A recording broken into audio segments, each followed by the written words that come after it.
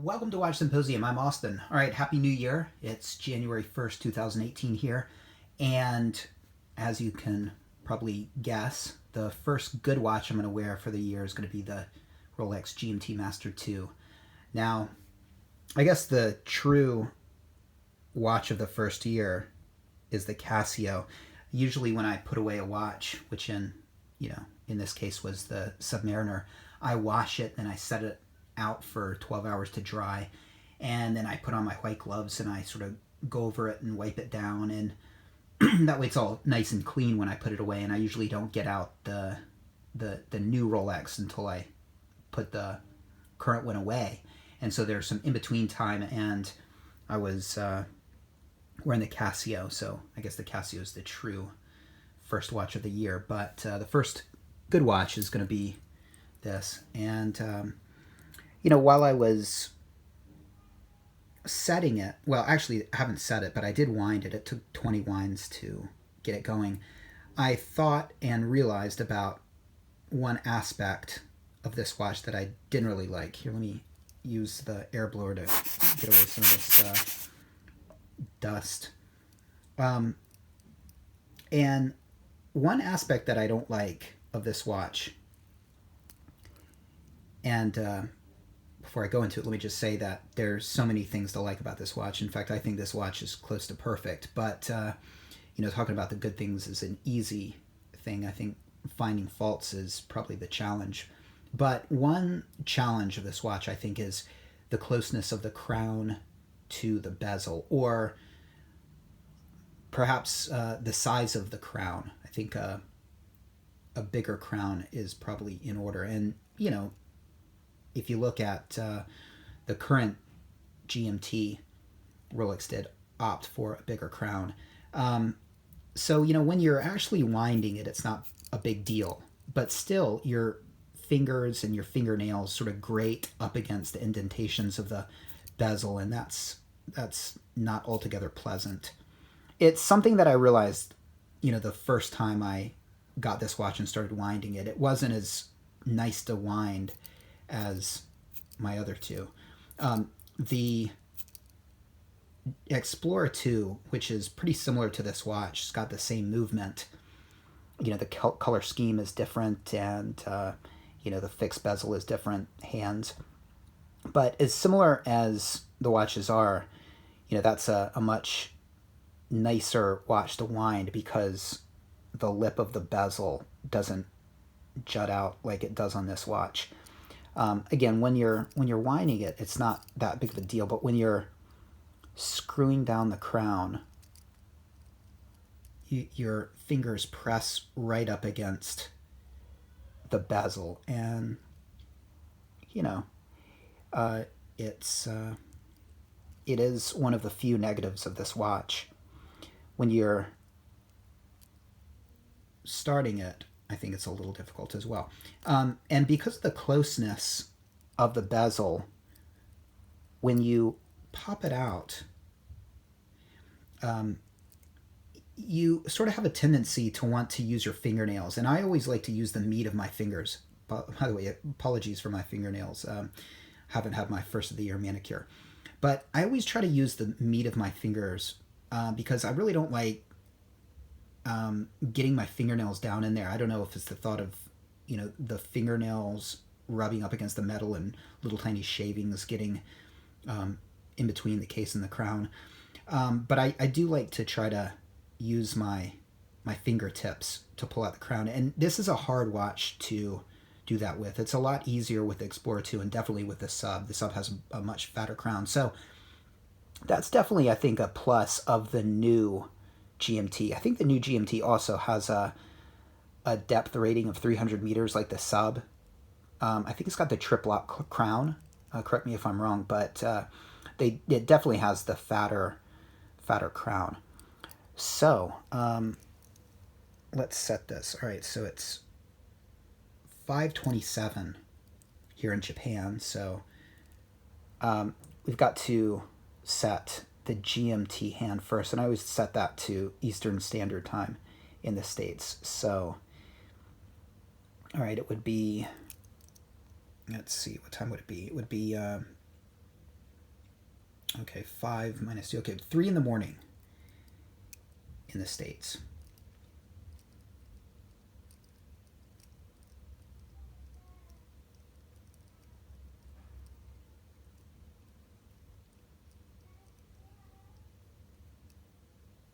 Okay, and 3:27. Well, we'll do 28. Well, I kind of just missed it, but anyway, we'll just eyeball it, and I'll use time.is next time to really get it perfect, get it perfectly. And now you put it out once at the first click, and then you can change the hour hand. And it would make sense just to go backwards, and that would be easier. But I've always heard you're not supposed to do that, so I'd much rather just spend the extra time to go forward, even if it's not that big of a deal. In fact, I think I've heard that with modern Rolexes, you really don't need to go backwards. I'm sorry, you really don't need to go forwards. You can just go backwards. And I don't think it would be that big of a deal, but why not? Let's just do it anyway. We're third there.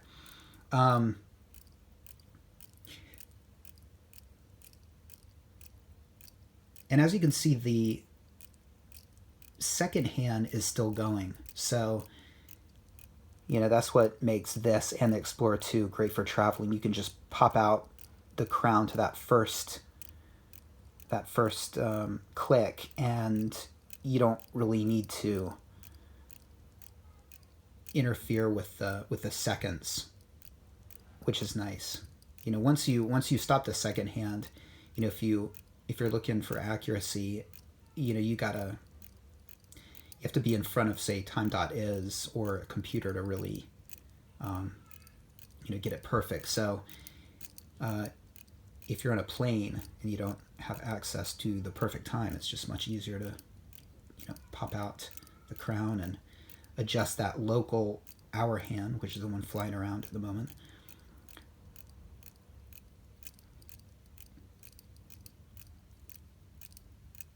And yeah, it's an easier thing.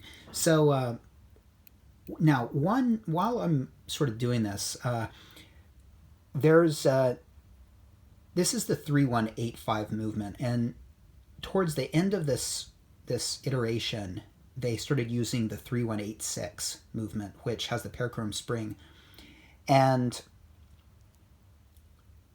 how do you know if you've got the 3186? Well, if you've got an M serial number, you probably have it. But also, I think the rehalt is the engraved rehalt. But one of the tests to do is the wiggle test. And as you advance the local time hand, which is what we're doing, well, you can see that the GMT hand on this wiggles. Okay, you can see it wiggles. And that would mean that this is the 3185 movement. If it was the 3186 movement, then it wouldn't wiggle. So that's a way to figure out if you've got 3186 in your GMT Master 2 or your Explorer 2. And, that used to be a grail for me. The idea of, the parachrome spring and, the sort of the more modern movement, yet this case style. But I've heard that there were some problems with it, and I don't know if it was, like I've mentioned in another video, I don't know if it was just like a one fix, and and they were okay, and you could just take it to Rolex. I don't know if it's like a recurring problem. Probably not. They probably could fix it, but yeah, the idea of paying nearly twice for that parachrome spring, that blue spring, sort of seemed like a less wise move. I was thinking more, I wanted it because of, the resistance to magnetization, but anyway, this has not been magnetized, and it's not like I have problems with magnetization. So, but anyway, the wiggle test. Also, I think the amount of turns that it takes is different. So for example, if you look, and the crown is completely up right now, so it's at the 11. So if you one full turn of the crown will make the local time hour hand go just about 6 hours. Let's try that again. More or less. Yeah, a little less than 6 hours. But the 3186 movement, it's different. I think maybe it makes it go around faster. I'm not really sure. Okay, there we go. It's the first. So let's go around once, and it's 5. Now, I always like to go back once just because it clicks into place better. I don't know why. But, all right, so there we go. Now, let me screw this down.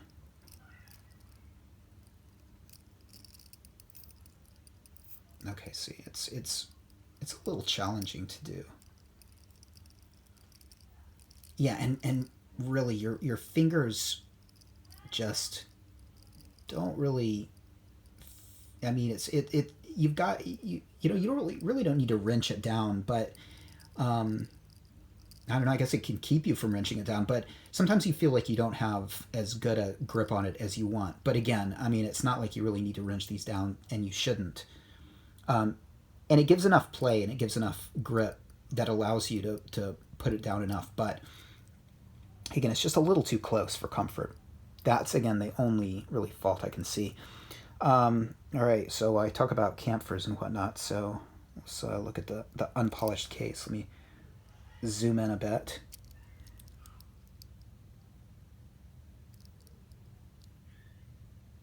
And you can see the edge from where, the very edge of the lug and the side of the lug. You can see that's kind of a sharp edge right there.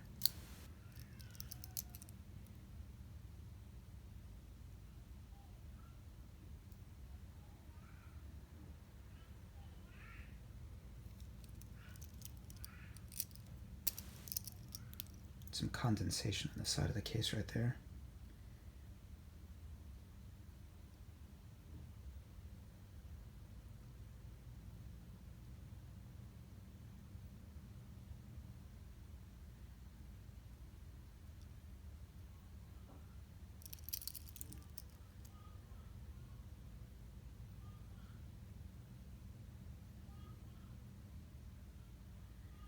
So,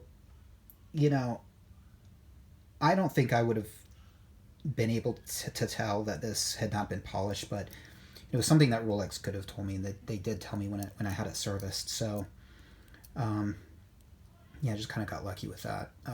It was not something I even really thought to ask about. So, in a video, I mentioned that one of the pluses of this watch is that you can kind of use it as a timer, the same way you can use the sub's bezel. Now, usually with this sub, I mean, if you can imagine the sub, you would put this here, and then you can, it's sort of like this is the 0 point, and you can see if it's gone 15 minutes. Well, and the sub is actually marked to 15 minutes because I think 15 minutes is like the magic time, to decompress when you're scuba diving. But if you look at this, the 15-minute mark is right where it turns from blue to red. And so if 15 minutes is like the magic time, I guess you could use this as well. Now, this, of course, goes both ways. So, it's a safety feature that a unidirectional bezel only goes one way because, your dive will, worst case, be shortened, right? Whereas, if it's lengthened, that could kill you. So, does anybody use one of these watches to dive anymore? Does anybody use them to decompress anymore? Probably not. But that is something to think about. If you really are going to use these to dive and to time your decompression, you probably do want a unidirectional bezel. But you can time to 15, or I guess you could time it to 30. Let's see, what are these? Let's see. So I guess each of these would be 2.5 minutes, right? But as far as timing goes, I often, like I've said, try to remember times. And so, like, if I'm catching a train and I need to go from this station to this station, and sometimes the train will you'll get off here and you'll need to walk, say, like 10 minutes to catch another train. Well, that train is, say, 53 past the hour, then you just put the arrow here, and that way when you start your walk, how much time you have. So if you want to stop and get a coffee, or drop by the bookstore or something, you just at a glance can tell how much time you have by how far away the minute hand is to the triangle. I call on Don Haynes to make a video for us with his GMT Master 2, the current one. He's got the Cerchrome bezel black version, and the current version, from what I understand, really just clicks to the not 120 clicks like this, but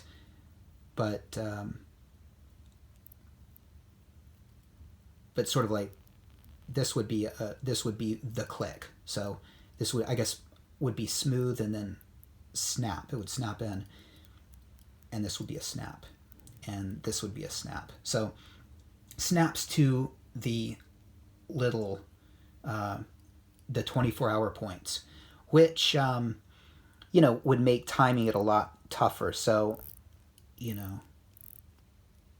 again, I mean, if it's 52 or something like that, I mean, you can get that arrow right at 52, or even 51 and a half.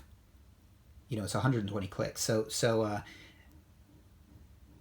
that, I think, would be an advantage. But I would love to see a current GMT and the way that sort of clicks around. And so, Don Haynes, I don't know if you do shit for free, but we'd love to see that. Play with you playing with the clicky part of your GMT Master 2. It would be much appreciated, I think, to see if you can time in the same way.